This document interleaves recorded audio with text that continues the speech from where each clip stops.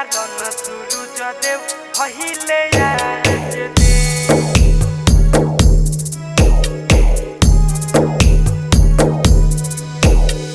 कवने कारण देव भइले आज दे।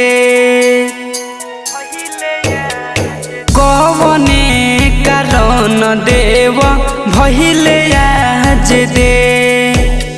रोज रोज उगत रहनी एतना सबेरे सूरज देव एतना सबेर।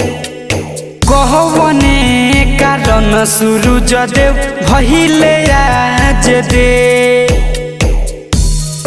रिया रिकॉर्डिंग स्टूडियो नरकटियागंज। कवने कारण सूरज देव भइले आज दे।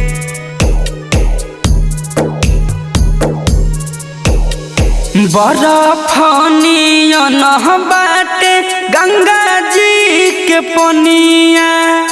आई है सूरज देव दिही दर्शनिया। बरफ नियन बाटे गंगा जी के पनिया। आई है आदित्य मल दिही दर्शनिया। बरती तिवैयन पर नजर दीन फेरिए देव नजर दीन फेर। कवने कारण सूरज देव भइले आज दे। Mix by Golu Sanjeev. कवने कारण सूरज देव भइले आज दे।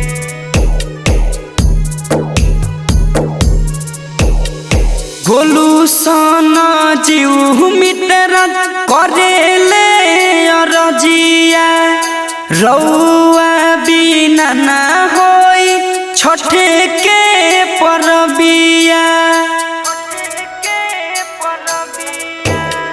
परदीप संदीप करेले अरजिया।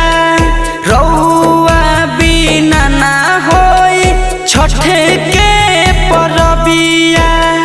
करेला गल सुर कोयलिया भइले सबेरी सूरज देव भइले सबेर। कवने कारण सूरज देव भइले आज दे। रिया रिकॉर्डिंग स्टूडियो नरकटियागंज।